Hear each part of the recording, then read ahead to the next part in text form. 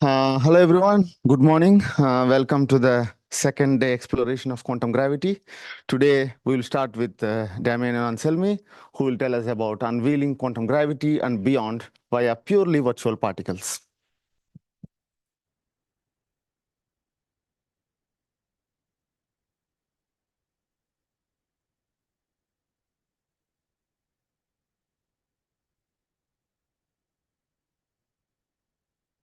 Does it work now? Yes.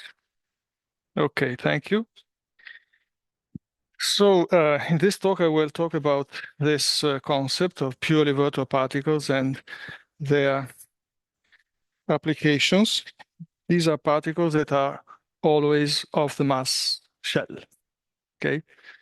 Then the applications, mostly I will describe many applications to quantum field theory, quantum gravity, cosmology, and phenomenology. And I will begin with the theory of quantum gravity that emerges from this and the prediction that it gives for the tensor to scalar ratio. Hopefully, we will know the value of this parameter in 10 years.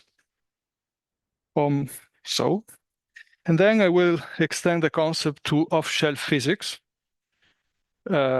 because that's what is most important for many reasons that I will explain.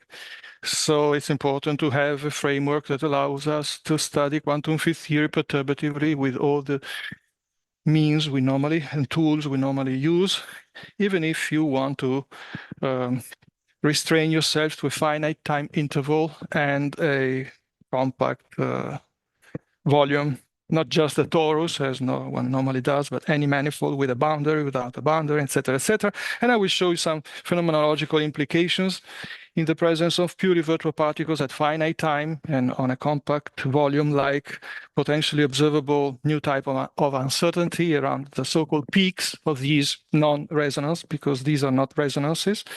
And I will also tell you about how the notion of purely virtual particles enables the construction of the complete set of point-dependent gauge-invariant fields in gauge and gravity theories, which allow us to define off-shell correlation functions in another way. So the last 2 points are mapped into one another, probably. But so purely virtual particles have been formulated in several different ways, and there are 3. And I will focus on the third one, which is probably the clearest, also for the implications and the physical prices you have to pay phenomenologically. And a fourth formulation is underway, probably we'll see. So let me skip the first formulation, which is purely diagrammatic, but these transparencies have been prepared for the talks that I'm going to give around in these weeks. So this is a diagrammatic formulation. It's kind of very, very simple in its concept. And as I said, this is the last one chronologically, because at the beginning things were not so clear. And it amounts to consider non-Feynman diagrams that correspond to correlation functions that are not time-ordered. And you may think that this is difficult to achieve. Actually, it is very simple, because there are already diagrams of this type around that are commonly used. So you are commonly used to Feynman diagrams, the bubble, for example. But there are also Katkowski-Weltman diagrams, let me call them this way, which are used to express the unitarity equation as dagger S equal 1 in a diagrammatic form. It's very, very useful, because you can write this kind of relation for every diagram. And so you see S dagger and S. S is a collection of Feynman diagrams. So there is one cut, and one side you have a Feynman diagram. On the other side, you have an anti-Feynman diagram, S dagger. And then you have the cut. What is the cut? The cut is a product. S dagger, S. It's a product. It's not a time-ordered product, it's just a product. So this is the key thing. And what is this cut? This is a summation on the phase space of intermediate states. So it is purely on-shell. So the idea is we want to use this ingredient, which is purely on-shell, to create something that's purely off-shell by subtraction. That's a very simple idea. So first of all, let me also remind you that if you are familiar with cosmology, many other applications of quantum field theory, condensed matter, etc., you may also know about in-in correlation functions that are different from in-out Feynman correlation functions or Feynman diagrams. And so the first question is, can we study all the possibilities at once? Of course, yes, we can, by taking products of Feynman diagrams instead of time-ordered products. And so the ingredients are as follows. You start with propagators and vertices, which are the ingredients of the Feynman rules. You will not need conjugate propagators and conjugate vertices. So let's economize. Why don't you need conjugate propagators and conjugate vertices? Because S dagger is not independent from S, basically. S dagger S will be equal to 1. So you don't need it.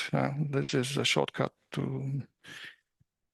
But you need these kind of purely on-shell propagators, and these are written here. So this is a purely on-shell propagator. This is what you do when you want to integrate over the phase space or intermediate states. And so basically, these diagrams are made of products of areas, regions that you can separate with one or many cuts. And inside you have Feynman. And from one side to the other, you have these purely on-shell propagators. So what is this propagator? This is, I don't know if it is the Whiteman function, probably not. Anyway, it is the Fourier transform of the correlation function of two phis with no time ordering, but just product. And so the idea is to consider the most general function of the S matrix and build a new S matrix as a function of the old S matrix. And so S matrix contains Feynman diagrams, but if you build an arbitrary function of the S matrix, you contain all sorts of diagrams you want to consider, non-time ordered, and then search for something interesting inside. So you draw an arbitrary number of vertical lines that you call cuts, for example, 1 or 2 or 3. And if you want to consider, for example, this very, very simple tree diagram, which is made of one vertex and 3 propagators, which are endpoints, then you have to distribute the vertex and the endpoints in all the possible ways around in between those cuts, 1 or 2 or 3. So instead of one diagram, you have many, many diagrams and in the triangle and so on and so forth. So this is a complication you might want to say, but actually it's not that complicated because there is something that with a computer you can do very easily. And every time you use this purely on-shell propagators, the diagram dramatically simplifies because it's a delta function. So it's not a complication at all, but in the sense that for a computer program, it is not a complication. It's a complication for us in order to consider these. Now, you have to sum over all possibilities with what coefficients. They are arbitrary because you want to consider all possible correlation functions. Let me remind you that if you change the correlation functions you are considering in quantum field theory, the quantum field theory is still the same. For example, if you have ghosts, you still have ghosts. You just want to see them in from a different viewpoint. Now, browsing through all the functions that you can build with this trick, there is a sort of magic formula that subtracts all the on-shell contributions of some desired particle that you want to kill. You want to render something purely virtual, then by subtraction, you sum diagrams, and with certain coefficients, you subtract the on-shell thing in between. So this is the formulation I want to mention of PVPs. So it is based on non-time ordered diagrams, let's say. In some way, it is a minimally non-time ordered. Why it's minimal? Well, do not put too much emphasis in the word minimal, but basically you are not breaking time ordering in the worst case. Also for physical implications, we will see the price is minimal to pay. So anyway, this is the unitarity equation, okay, S dagger S equal 1, which normally you can write this way if you decompose as S as 1 plus IT. I would prefer to use S as 1 plus V to have no not too many i's around, but this is just a notation. Just bear in mind that my V is IT. So the common unitarity equation is written this way, where this matrix is 1, is the identity. But in a more general case that I want to consider, you can have plus 1s in this diagonal matrix and minus 1s, which are those that you would call ghosts. Because it's important to remember that if a theory has particles with kinetic terms having the wrong sign, you don't have unitarity, yes, but you have these kind of diagrammatic identities, which are called pseudo-unitarity equations. So you can still work with them, and this is very useful to get to some point where I will show you where we can get. So it's important that you can play with diagrams no matter what, because even if the theory has ghosts, it's mathematically well defined. And so you would like to get rid of ghosts, for example. That's one thing that you might be interested in, or you might also want to kill some physical particles because you don't like them as physical. Let's say that the first thing is that you want to kill all the minus ones. That's given. Then for the rest, you can do whatever you want, basically. And so let me single out a matrix that's diagonal with just some pluses, a number of your choice, which must be a subset of this. And so this is A, and B will be the difference between C and A. So A is just like a projector. We will see it as a projector onto the physical space, subspace. And then there is this magic formula that you can work out that turns the amplitude, let me call it amplitude V, which is IT, into a reduced amplitude.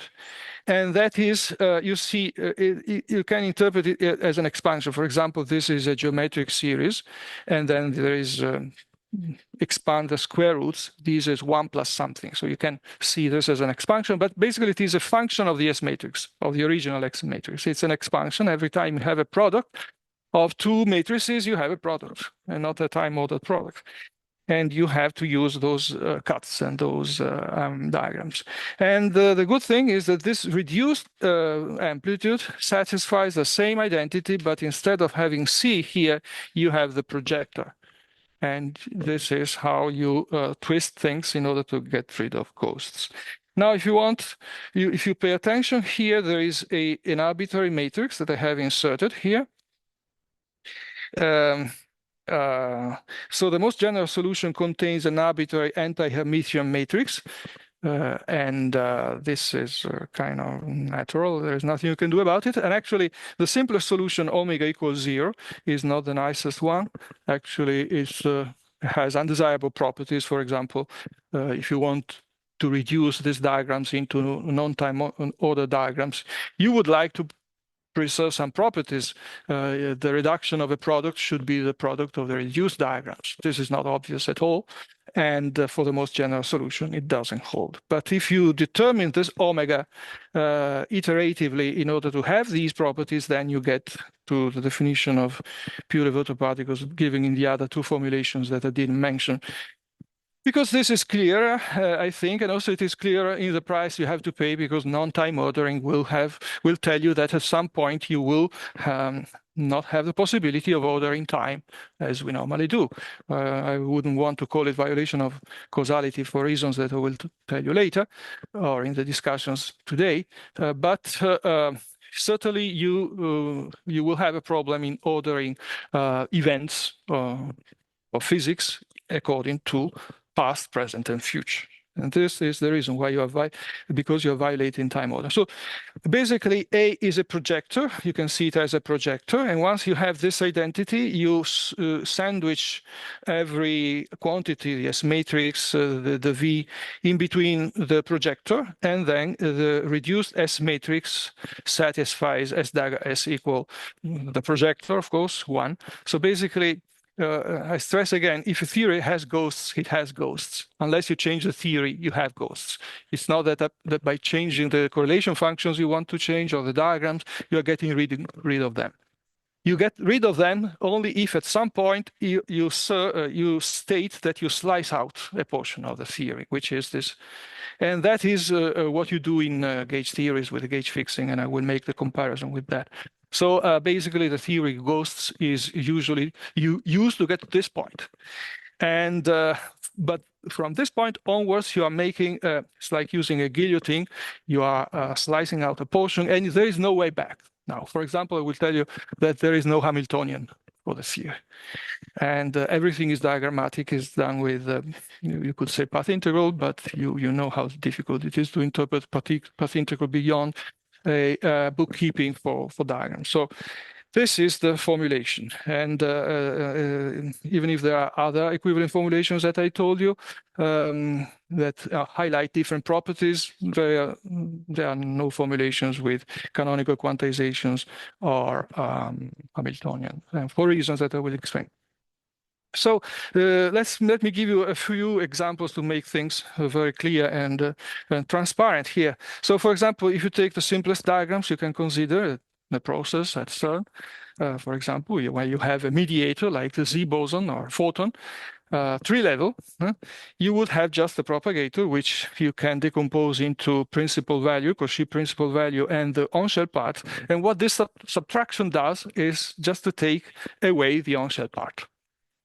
And so you have just a principal value, which highlights already that there is a problem with what you would call causality, because the principal value, the real part of a Feynman propagator, is not zero in the past light cone and in the future light cone.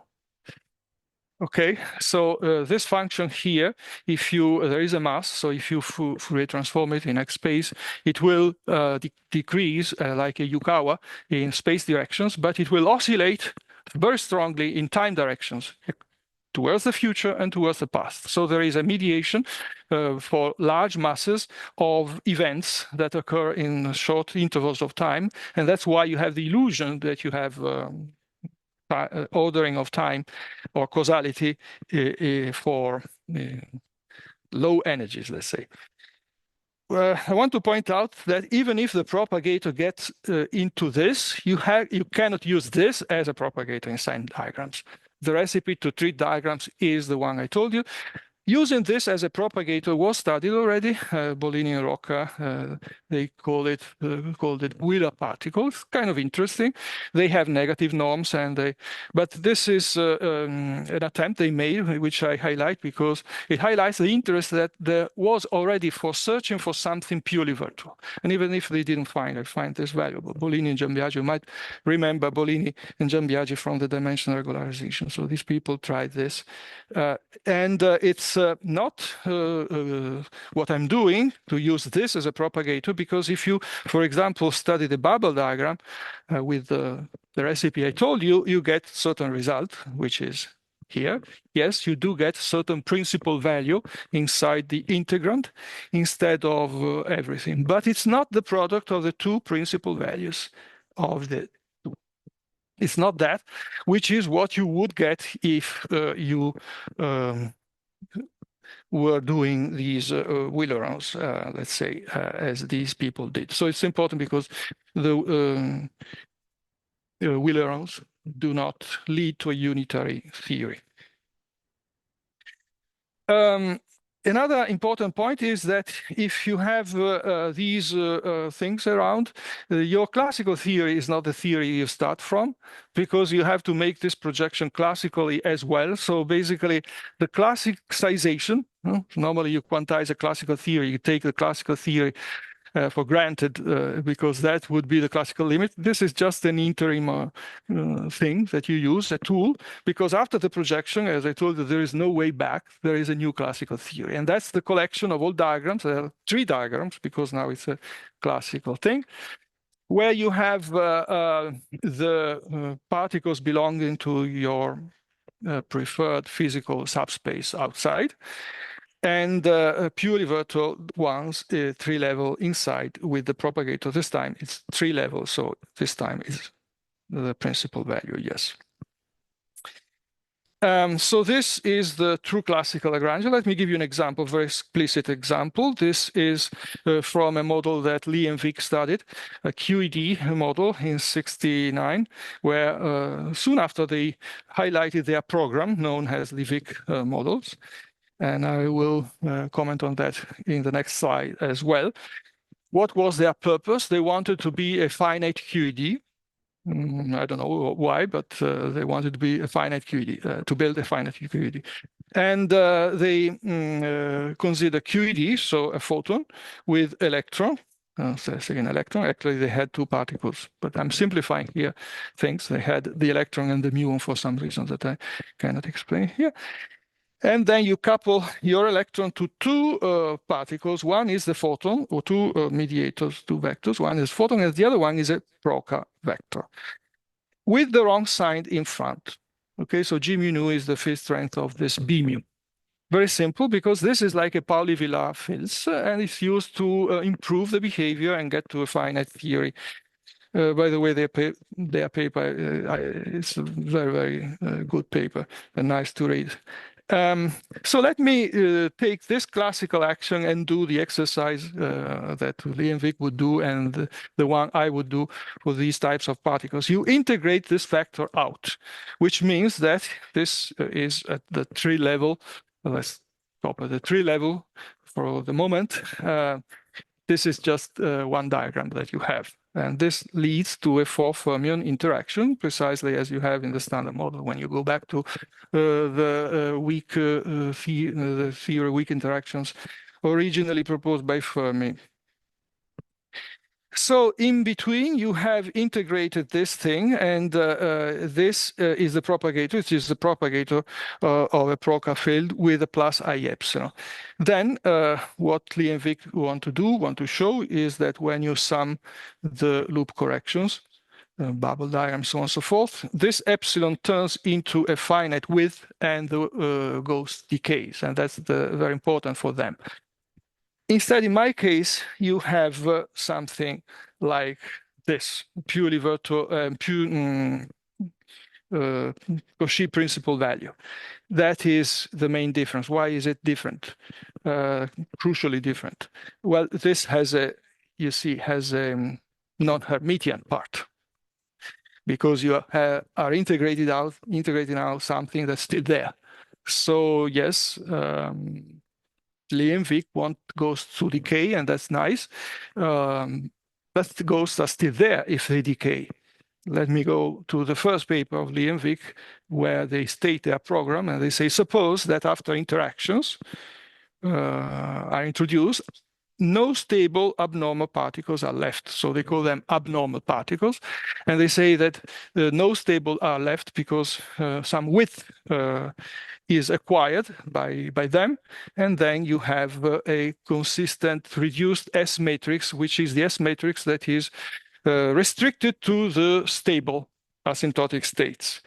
So let's see. Since the S matrix is concerned, this I find kind of nice, because it's since the S matrix is concerned only with asymptotic states, which by definition consist of only stable particles, such as P, E, etc., and they forget the mu, of course. So that's why I insist on this being important, because quantum field theory got us used to do on-shell physics, and then we do everything on-shell, etc. The muon is not on-shell, cannot be on-shell. You cannot have a muon on-shell because it decays, and if you need to catch it on the fly before it decays. But if you do that before it decays, that means you are working in a finite interval of time. And unless you violate the energy time uncertainty principle, that means that you cannot measure energy. So that cannot be on shell. Cannot measure energy with absolute certainty. So this is still a theory of ghosts, and there are people who think that living with ghosts is possible. I would call that option the last resort. And so that's why I think that alternatives are better than that, because they are very available. This is the message that I want to give you. What do you do? What do you obtain if you use these in quantum gravity, for example? Let me check the time.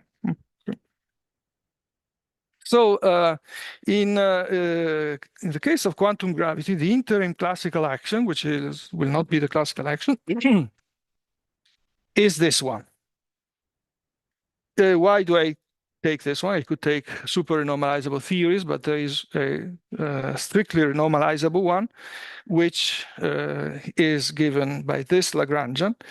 And besides the Hilbert term and cosmological constant, you have the Starobinsky term and the y squared. And these are multiplied by 2 parameters, which are extra scales. And so you want to understand what physics happens at those scales. So the theory contains a triplet. One is the graviton, and the scalar field is the Starobinsky inflaton. Why do I call it like that? Because the inflation mechanism will not change. It's exactly the Starobinsky one. This doesn't change the inflation, but it does change the spectra, the quantitative prediction of the spectra. And it also matters whether this extra field, which is normally a ghost, you treat it instead in this, according to the definition I gave you, because the physics changes completely. And even the classical action changes because you have to integrate this out even at the tree level, and so that would give you the classical action.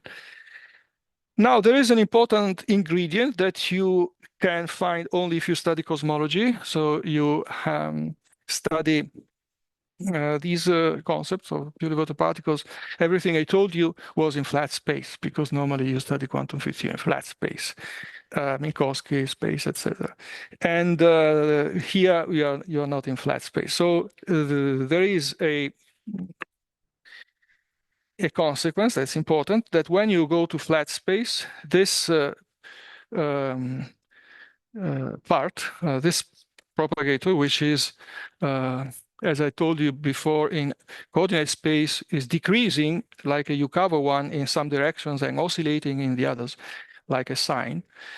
If you violate a certain bound, it doesn't oscillate, but it becomes a hyperbolic sine. And so instead of having something that tells you that these entities produce some strange effects just for short intervals of time, or short distances, you get the exact opposite.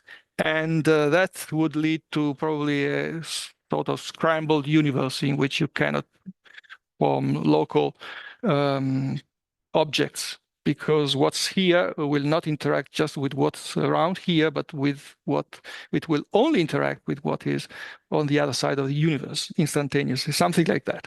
So that comes from studying and generalizing the idea to curve space, Friedman, Roberts, work, etc. The paper is somewhere here. Okay, this one. And it leads to a certain inequality between these two masses. And so the mass of the inflaton can be fixed by means of the primordial spectra, the scalar fluctuations, and it's around 10 to the 13 GeV. So that would imply that the mass of the unknown purely virtual thing is greater than 10 to the 13 GeV or something like that.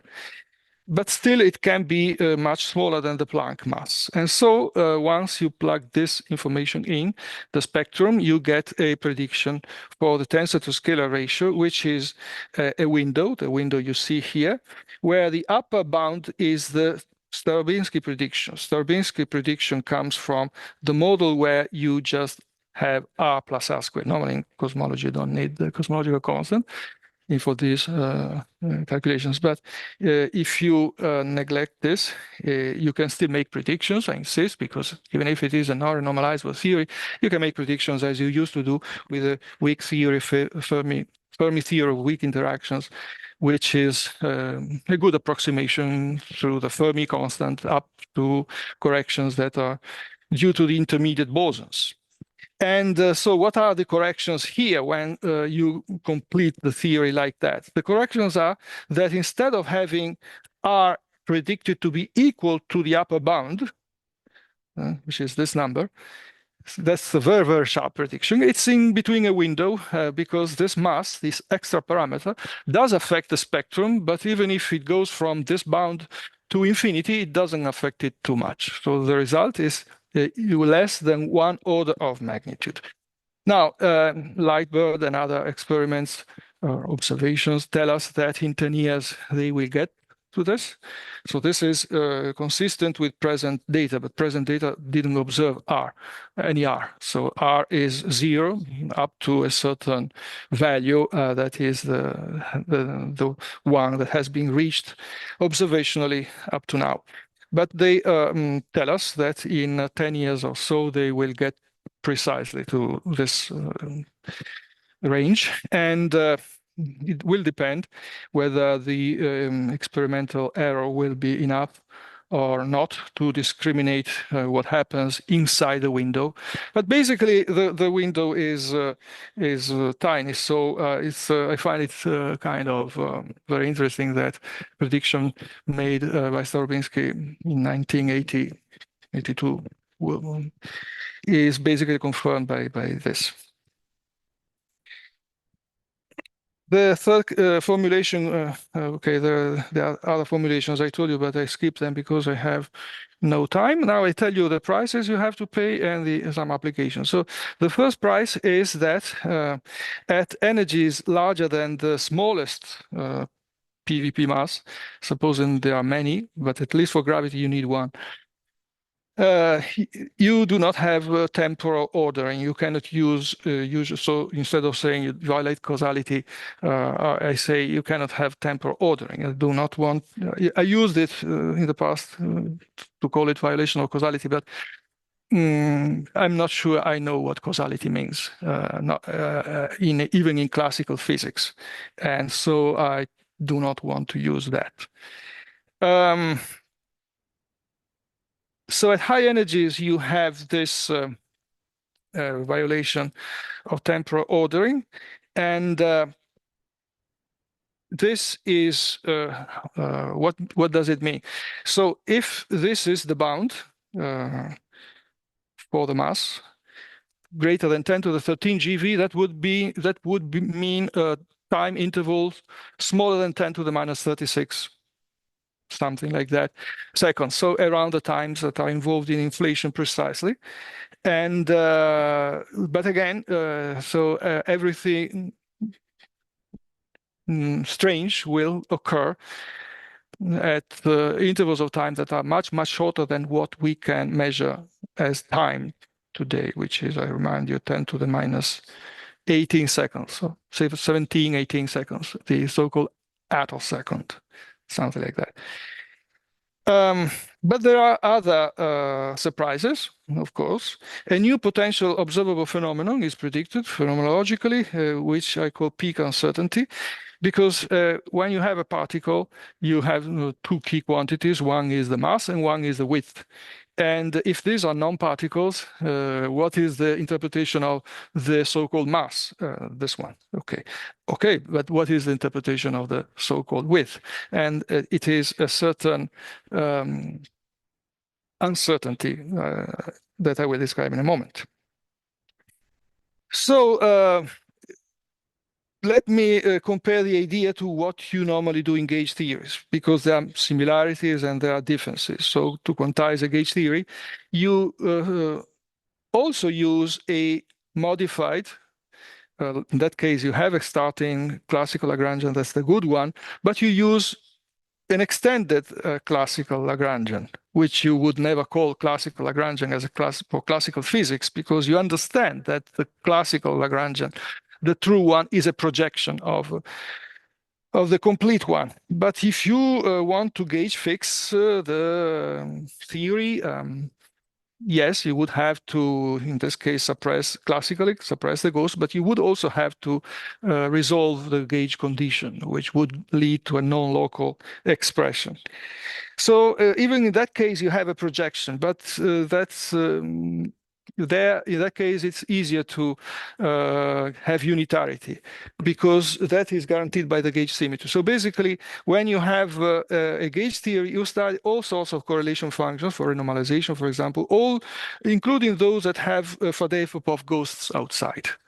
And you even renormalize those vertices because it's useful. It's convenient to stay local. And but the point is that when you ignore them from the in and out states, it's a bonus that their on-shell contributions disappear automatically from inside. So you do not have them in S dagger S equal 1 here inside. You don't have them. And that is guaranteed by the symmetry. Here the idea was to reach a comparable, as long as it was possible, result without a symmetry. And this, you can always ignore some particles from outside states, but it will not be a bonus to have them disappear from inside, and unless you change the diagrams. And this is what you do. And okay, let me skip this, and let me skip this. Okay, so let's move to off-shell physics. Because quantum field theory is, as I stressed again, not just on-shell physics and not just the S matrix. It's an approximation because asymptotic states understand that you are comparing something from minus infinity in time to something at plus infinity. So you never go there. And the question is, what can you do in quantum field theory to study diagrammatically what the amplitudes that you would define in quantum mechanics for an evolution operator, like U equal to e to the minus IHT between an arbitrary initial state and an arbitrary final state. So the key is that you have a finite interval of time between in and out, maybe on a component manifold, but that is teaching you that much. The important thing is a finite interval of time, and is it possible to define, to extend this concept? Yes, and but there is the price to pay in a different way, so that you can appreciate something if you do this. So the first thing is that you can formulate quantum field theory in a finite interval of time and on a compact manifold diagrammatically as you would normally do, because, and this is the key thing, using coherent states, otherwise it becomes very, very complicated. But using this notion, probably many of you are familiar with, then you can develop a formalism where all the annoying details about the restriction to finite time and compact manifold can be moved away from the internal sectors of the diagrams to the external sources. And then most diagrammatic properties are similar to the ones you find in quantum field theory, is the one we are accustomed to. Just you have to reformulate it, even that with coherent states. But that works almost all. The dimensional regularization, renormalization, normalizability, etc., and unitarity. Unitarity, in particular, is this identity now. And well, there is another reason why I did this, because there's a subtlety with gravity that people tend to forget.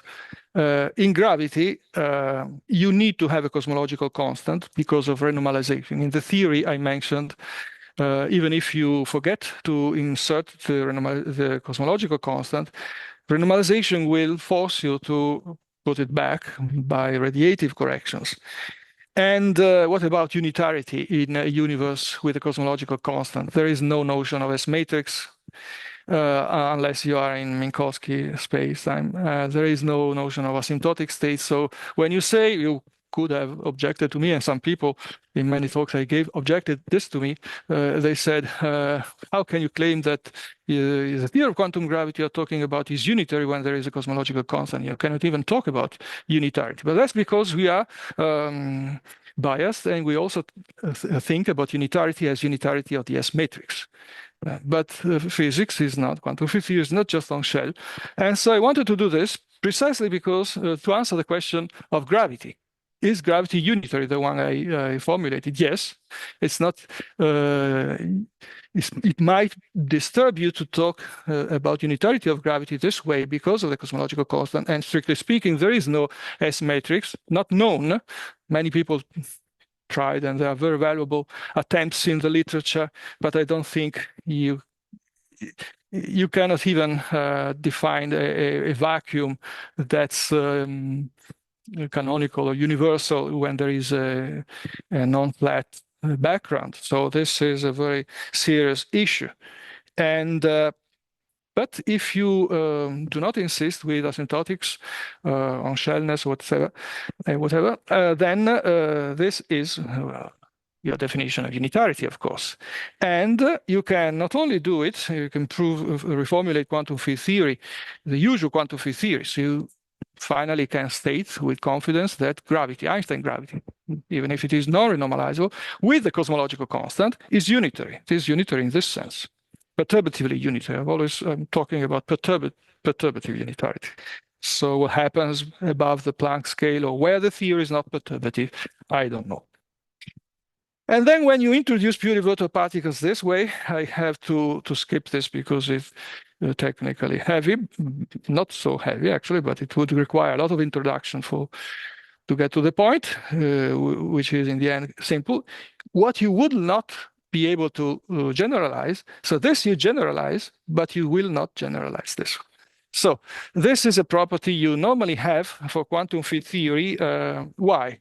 Because if U is e to the minus ith, it's an exponential. The product of two exponentials is an exponential. And this is precisely the relation that tells you that you have an ordering in time, no matter how small or short the intervals of time are. So you have T1, T2, T3. You have past, present, and future. But this is not something you can preserve. You can have that. You do have this, but you don't have this. So after this guillotine, the projection, when you switch to a different theory, as I told you, there is no way back, and there is no way back for series. Indeed, you cannot write the projected U as e to the minus ht and define a Hamiltonian in the usual way. Maybe you can find other ways to force it a little bit, but not very straightforward. And okay, if one can say, okay, but if you can do this for every particle you want, then not every particle I want. Actually, I cannot do it for massless particles. So mass should be different from zero. Why should the mass be different from zero? Because of the scale at which strange behaviors occur is 1 divided by the mass. So if the mass is zero, you have the violation of time ordering, causality would say, at all scales. So you cannot turn the graviton into a purely virtual particle, the photon into a purely virtual particle, but even light particles, neutrinos, so on and so forth, they cannot, because you would already contradict data. But you can do beyond the standard mode of phenomenology and play with these things and see if interesting things occur. I did this with the colleagues in Tallinn. And then I want to highlight another important conceptual property, which is comes from something that some people, when I presented this the first times in 2017, phenomenological people objected this. They objected, what about the width of these particles? What is the resummation of bubble diagram? So I pause on this because it is very interesting, because it tells you something important about what we normally do and probably we shouldn't do so easily. So a very crucial non-perturbative quantity you have from perturbative physics is the width. For example, you have the muon, and the muon decays. That's non-perturbative, because if you start from a muon that perturbatively is a free particle, and it becomes non-free, and after a certain amount of time, it does decay, and the lifetime is 1 over gamma, and it's non-perturbative because it is 1 divided by the coupling constant. But this is something that you observe, and that is something that you observe, that you calculate how. You have the propagator, then you have certain one-loop corrections, then you resum these kind of diagrams, and around the peak, the propagator will behave like this.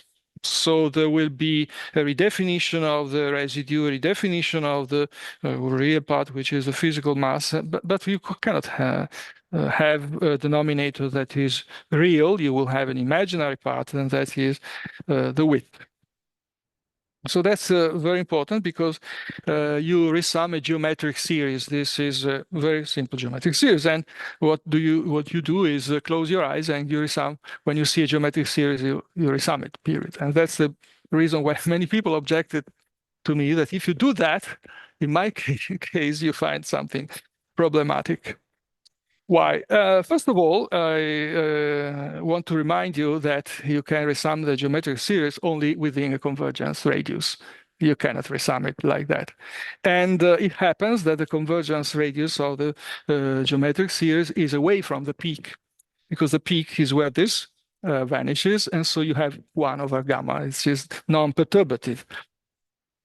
And how do you do that? I remind you, I would have you get back to papers by Weltman, for example, where he very nicely and attentively explains this. Basically, use analyticity.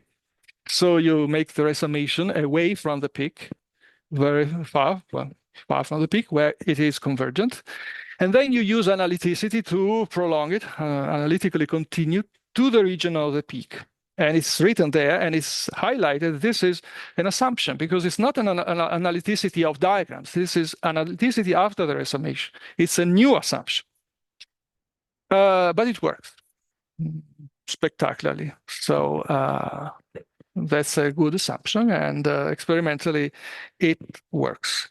But it is based on this. And in a case of PVPs, you don't have analyticity. That's the basic premise, because once you break this time ordering, you don't even have it before the resummation for a single Feynman diagram, because the principal value is the average of 2 analytic continuations around the cuts.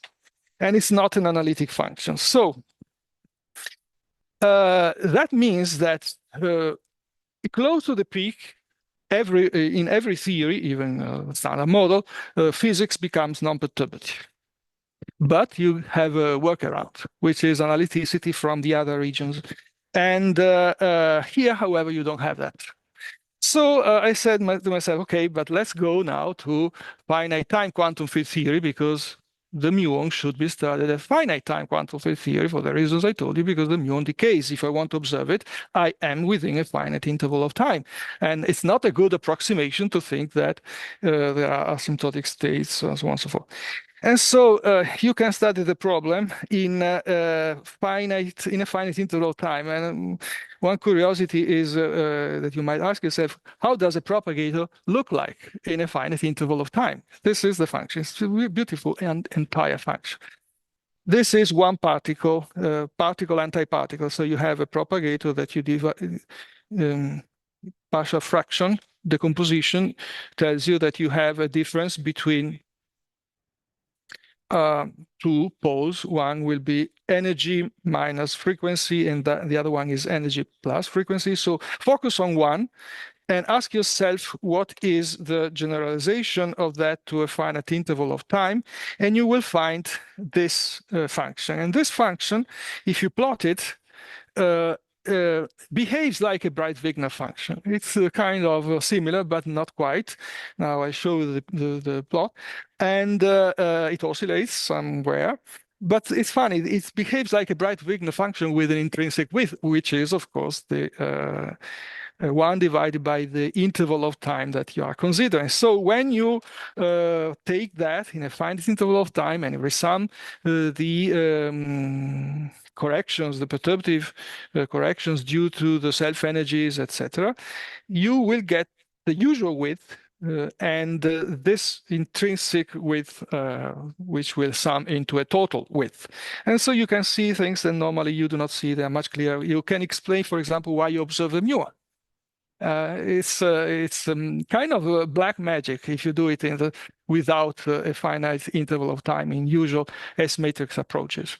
I can tell you, because it's a self-contradictory argument that, however, works. But here you do not have to use that. You see it very clearly. So let me show you. And the other thing is that's important is that since so the objection was okay, but in your case, then you cannot make a computation that people can make in the other model. Yes, that's true. There is a window of value of energies where I cannot make a computation. I cannot reach it because it is truly non-perturbative, and I don't have the workaround. So one can say, okay, the non-perturbative theory will solve everything, but the important to me is that this is not a bound on the energies I can explore. I can explore higher energies. I just want to avoid getting there. But if you restrict to a finite time quantum field theory, you do get situations where you do not need analyticity, and you can resum the geometric series just because it is always convergent. And what makes it convergent in that case is this. So they are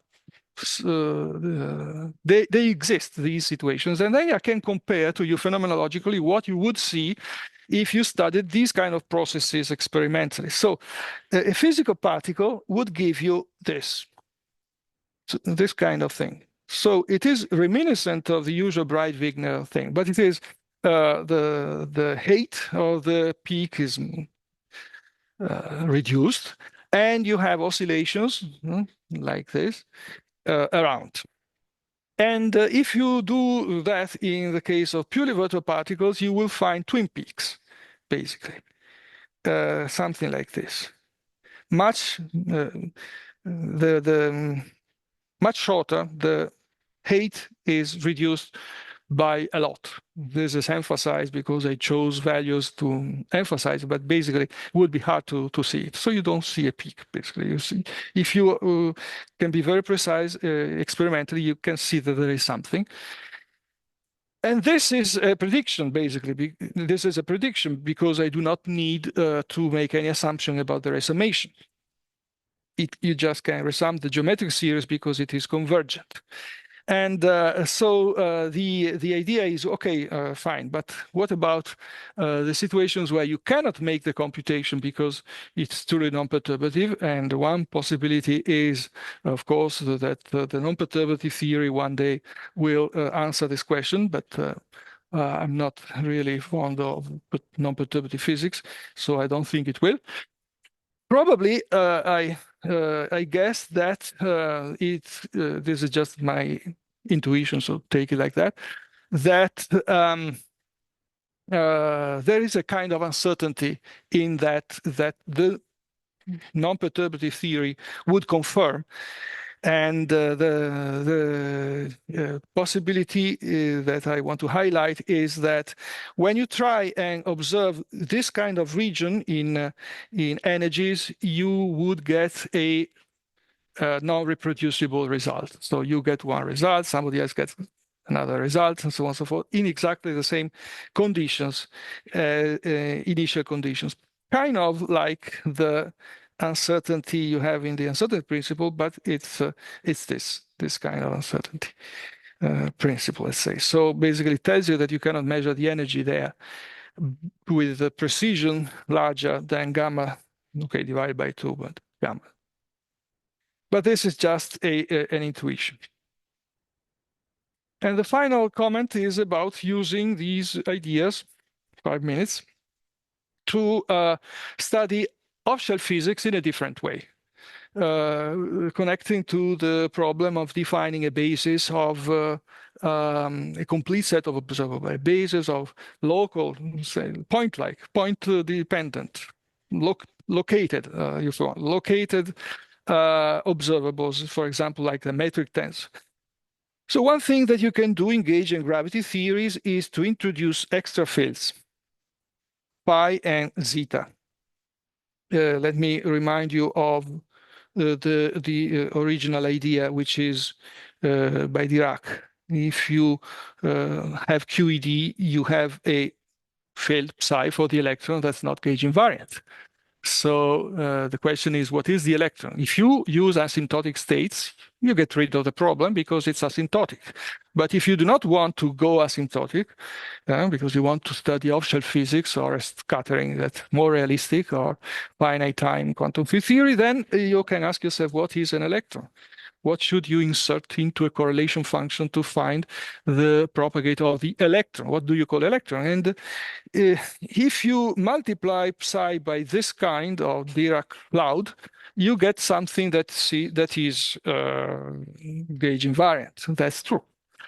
You need something non-local, something that is the reciprocal of a Laplacian. But you can introduce extra fields instead of having one divided by the Laplacian, and that's what I do with that extra field. And so you introduce extra fields, and you multiply, for example, and you have to postulate a certain transformation for the extra fields.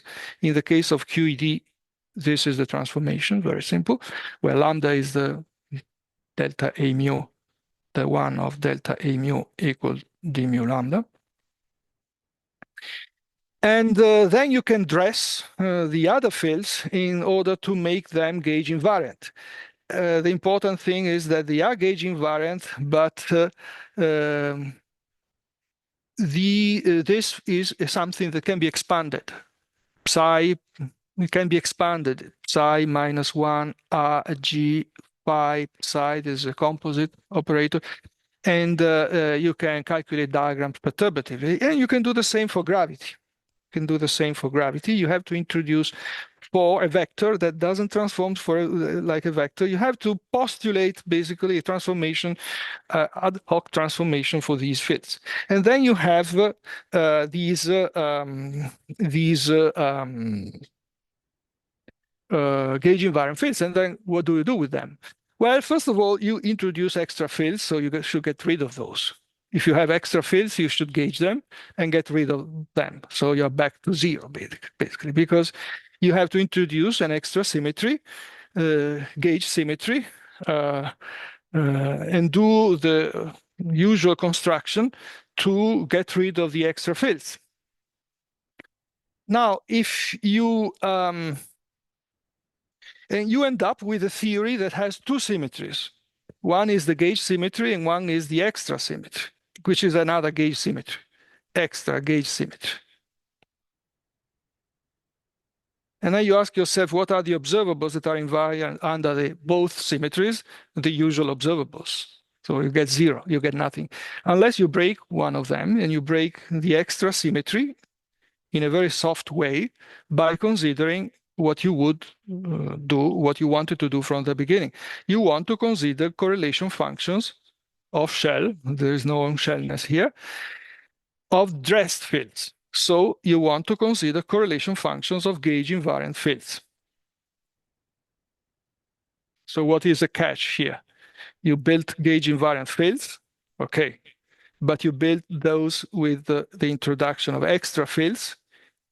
To get rid of them, you have to add an extra symmetry. These correlation functions break the extra symmetry. The extra symmetry they break is a gauge symmetry. When you break a gauge symmetry, you break unitarity.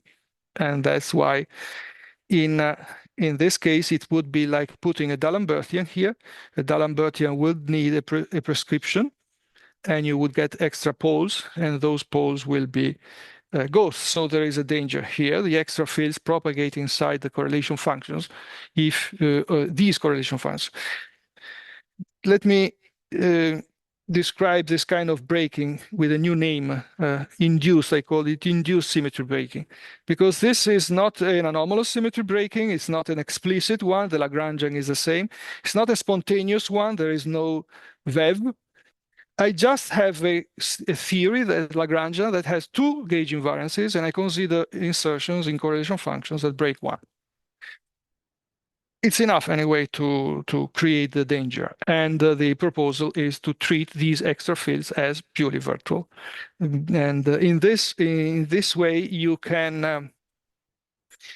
This has to be studied further, but this is a way out of the many problems. For example, this idea of Dirac was extended by several people to non-abelian gauge fields. And of course, they are stuck with the fact that you have 1 divided by Laplacian. So you are in a preferred Lorentz frame. What do? They boost for different incoming electrons. You have different frames, basically, Lorentz frames. But a generalization that does not break Lorentz invariance is this PVP thing.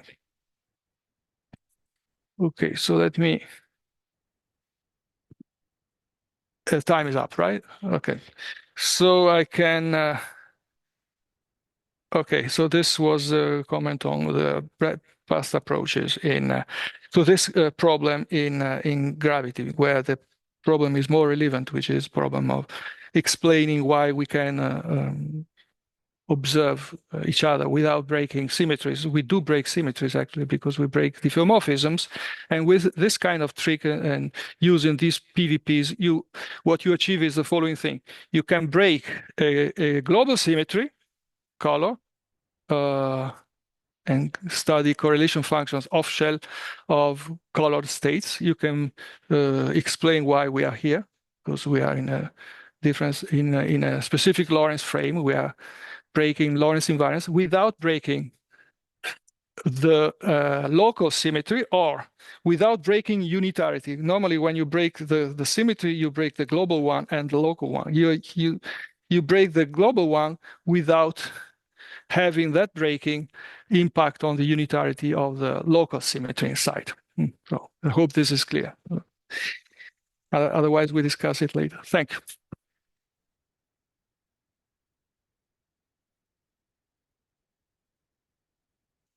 There is a quick question, Neil.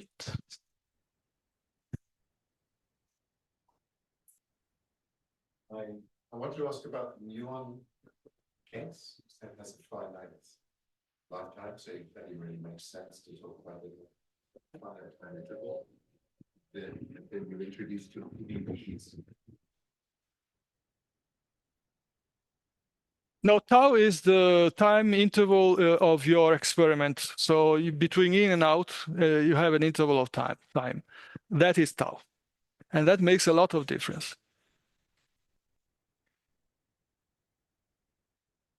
Yeah. And that's the difference between Z and mu, the resonance, and you can play with that. And in principle, the muon would be a resonance, but it's so you have to go to see a resonance. Tau should be very, very large, long. Very quickly.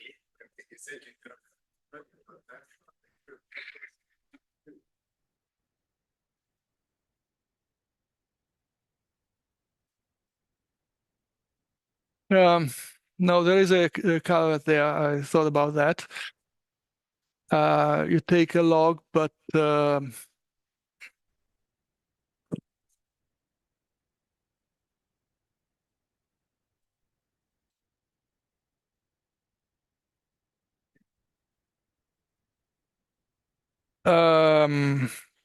have to go back to my notes, because I thought about that, but there is something that kind of don't remember what is. Okay. So we have discussion session after the coffee break, so we will continue with more questions. Let's thank Damiano.